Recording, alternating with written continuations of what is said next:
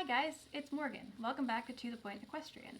In today's video, I want to discuss the new air stirrups from FreeJump. I purchased these from Tack & Rider a few weeks ago for $280. I couldn't find much information beyond what was on FreeJump's website, which was pretty vague anyway. So it doesn't sound like a lot of people have given these a try. It doesn't feel like there's a lot of feedback out there for people. So I wanted to share my thoughts with you. I had some questions before I bought them, like how much did they weigh, stuff like that. I had to email FreeJump to get that information, and for the record they weigh 460 grams, or about 1 pound, which is comparable to a classic Phyllis iron, for reference. So they came with this little card, which is a kind of a brief rundown of the selling points that's listed on their website. So there's no new information, which I was hoping there might be something else that came in the packaging, but there wasn't. So to summarize, it talks about the shock absorption capabilities, the elastomer sole, the super grip studs, and the stainless steel architecture. All right, so this is what they look like. The biggest thing that attracted me to them was this offset eye here. I have a lot of knee and ankle problems, so that little bit of twisting that happens in the stirrup leather when you have a stirrup with a more straight oriented eye like these does actually really bug me quite a bit.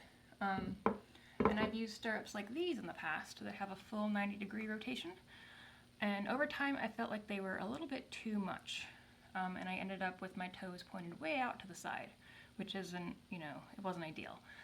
I was concerned that the 30-degree angle on the eyelet wasn't going to be enough to really get that stirrup turned and take some pressure off my knee, but as it's just hanging here on the fence, we can see that it is completely perpendicular to where a normal stirrup would hang, and it's right where it should be if your foot was in it. So I think these are going to be perfect.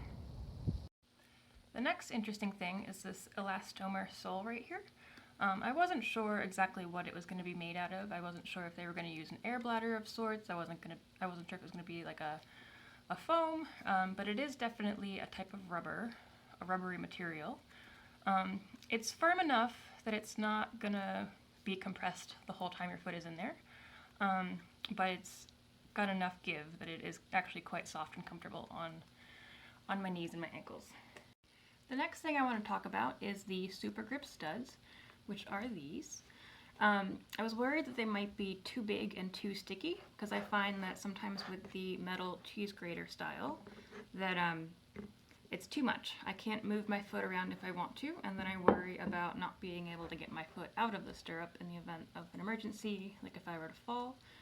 But I think because we've got 7 studs here and then 2 on the back side, that they're spaced far enough apart that you can move your foot relatively easily. And I also had a pretty spectacular fall off my horse last week and I didn't get stuck, so that's good. They're also advertised as having a safety release feature.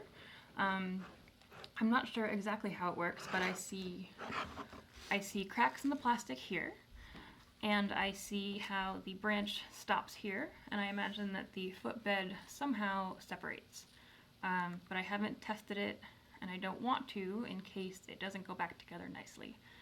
And I don't want to just break them for the sake of science, because then I might have to buy new ones, So I've been using these for about a week, and overall I'm pretty pleased with them. I think the weight is nice. They are the right amount of stick. Like I said, I fell off last week and I didn't get stuck, so that's always good. I like the orientation of the eye. I think it's got the right amount of twist to help relieve pressure on my knee. And overall, I think it was money well spent. If there's any questions that you guys have that I didn't discuss, feel free to leave a comment and I'll try to touch on that, because like I said, I know that there isn't a ton of information about these stirrups out there. So thanks so much for watching and have a great rest of your day.